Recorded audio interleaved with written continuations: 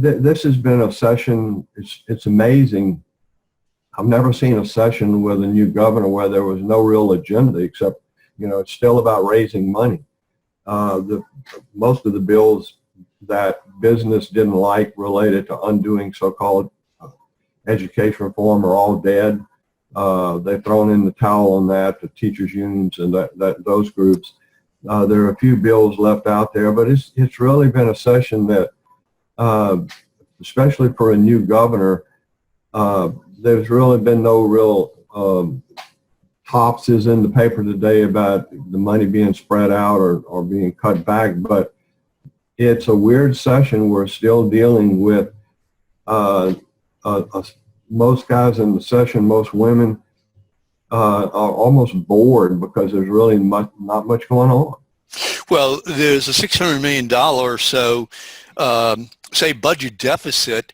Let me ask you a question. I mean, obviously, most of the legislators actually were able to return to office, those who, had another 4 years. Right. So why would they even be concerned this early? I mean, there was so much that, people were angry, yet the legislators who, along with the former Governor Jindal, caused this problem that we have. Yet they were reelected. So why would they possibly be concerned right now? Well, it's you got 4 years from now, but you're a Republican and you're raising personal income taxes. Look, people are mad at Jindal because he left the state. It was irresponsible, but I've never ran into anyone who's mad at Jindal because he didn't raise their taxes to save government. I mean, it's a unique situation with Jindal. It's more personal, and I keep saying that. It's like he let people down. He was the last best great hope or whatever they thought he was, and he was a terrible disappointment. And so, he's a mixed bag, but which is really from as far as I'm concerned, I would rather be a little more unpopular because of things I did, which he claims that's what it's about. But you and I know it's more than just he didn't do anything. It's just that he let us down. So that, not to get too far off the point, but legislators are especially Republicans, and this is a red state. I mean, it's a super red state.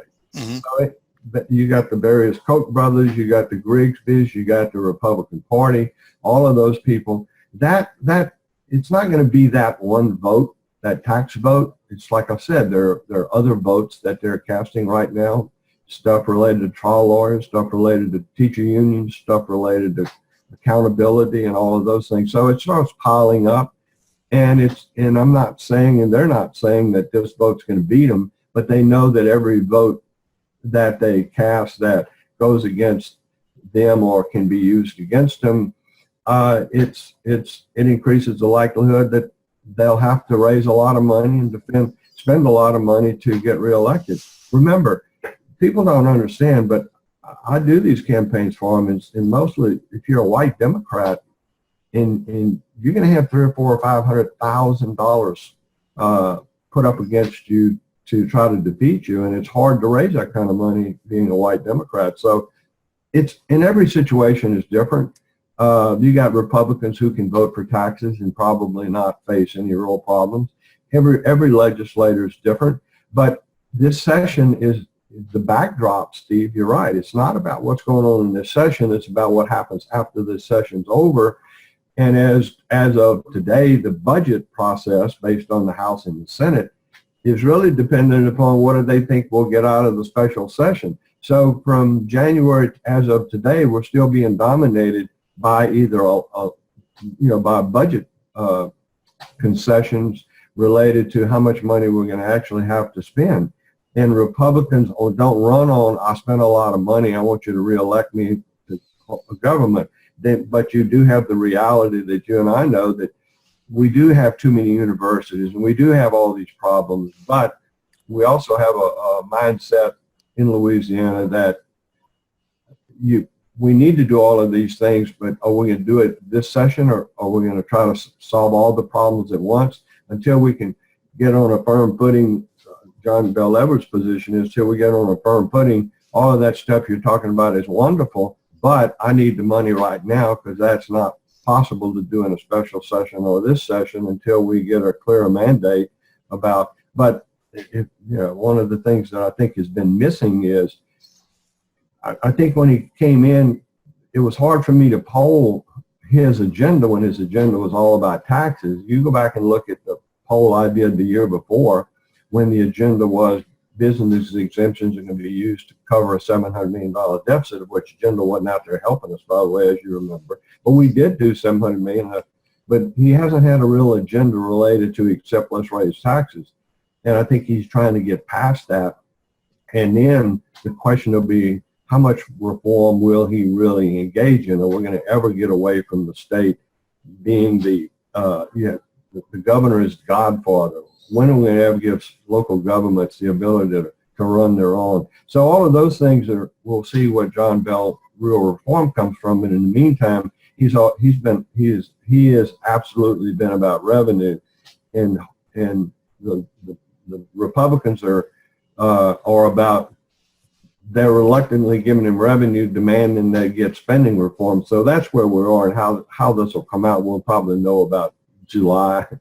But it's an interesting fight, and maybe I'm hopeful that something good will come out for us taxpayers. We do need some reforms, and obviously we need some revenue. Now, from what I can see, everybody's talking about cuts, and obviously there is going to be some cuts, but not the kind of cuts that are they going to be able to cut the $600 million? And well, if he doesn't raise the money, he'll have to cut it, and that's the big question right now, Stephen. And right now, I don't see, and I don't whether it's the House or the Senate, and he's now, if you're following the governor's comments, he just said, well, we're going to try to get some business exemptions. I think he's trying to get $300 million out of the special session, because you do not talk to legislators who are interested in, as they say, hammering the people back home with another person. Sure. Republicans who control the place are not interested in raising taxes on upper middle class. So I think we're at the end of, he had his bite at the apple, and he came up $600 million short, as we say. And now this one is about, he's waiting on the high sign from the fiscal committee on what we should be doing. He's hoping that they'll find some ways to raise money based on business exemptions, taking those away. But I don't really think if you took all of those away, the ones that are reasonable, my impression is if you could get $300 million, that would be a lot. I don't think you can get much more than that. A lot of that stuff still won't be available this year. Right. So, and a lot of it is also constitutionally dedicated. So, but the income tax, that wouldn't be till next year. It wouldn't start immediately. You wouldn't collect it. So all of the quick money was on. He got in the session. So it's difficult. It's a difficult time for a new governor, especially a Democrat who's trying to take care of his constituencies, because they're the ones that primarily elected him, and yet the lack of revenue is certainly a problem for universities, for everyone else. But the Republicans are saying, and it's one of the things that bothers me about it. I'm a little concerned that we had a $200 billion deficit. And this is a good question back to you, do you think we will still be $2 billion short a year or two from now? I think the economy is going to rebound. And remember, if we do get $300 or $400 million, $500 million, and the economy starts growing, what do you do with that $400 or $500 million? And the taxpayer's position is they won't give it back to us. They're going to spend it. So you've got to. It's an interesting. Well, yeah, but look what happened with Stelly in 2008. Things do happen that were flush with money, and we made some major adjustments. Now, yeah, no, that's the point I'm making. Mm-hmm. Nobody really knows how this is going to come out. Louisiana has never been in this deep a hole, and we're in a recession, obviously, and I don't see any end to the oil and gas. Oil and gas would normally come in and fill the hole, but this is a unique time in Louisiana's history, and all of us can point to things that we should be looking at, but really no one knows, because the end of this is not in sight. And some of the business exemptions, like inventory tax, businesses right now are taking steps so that they don't get charged inventory tax. If you live in Baton Rouge, you see all these big tank cars in front of these plants where they're going to pull it. They're not going to be out there much longer. Mm-hmm. They don't want to pay that inventory tax. They don't pay it in other states. So that means cut. And yeah. Now go back to your question.